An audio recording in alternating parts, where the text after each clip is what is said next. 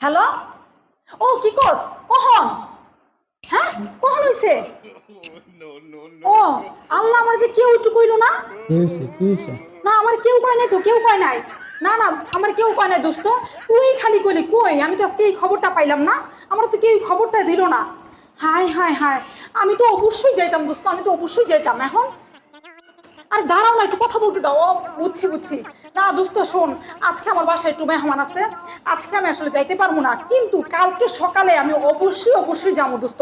আমি না গেলে হয় বলে রে, কি কস তুই? আমারে তুই ছাড়া কেউ যদি তুই এই খবরটা দিত আমার অনেক ভালো লাগতো আমার, কিন্তু এই খবরটা কেউই দিল না, একমাত্র ব্যক্তি যে তুই খবরটা দিছস। আচ্ছা দোস্ত, তুই কি কালকে সকালে আমার বাসায় আবি? তাহলে আমরা দুজনে মিল্লা যাইতাম আর কি, তুই আবি? আচ্ছা সকাল সকালে যাবো, আজকে আর পারতাছি না, কালকে সকাল সকালে যাবো, বুঝছো?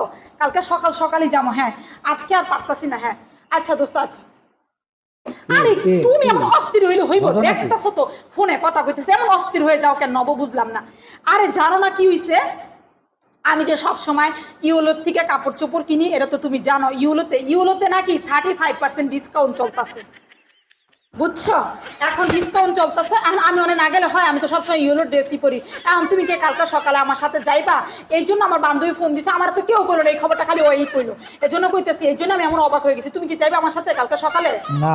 হ্যাঁ আচ্ছা তুমি গেলে যাও, না গেলে অবশ্যই অনেক, তোমার কোনো কাজ নেই, অবশ্যই কাজটা হইলো আমারই কাজ। আচ্ছা ঠিক আছে ঠিক আছে, তোমার যাওয়া লাগবে না।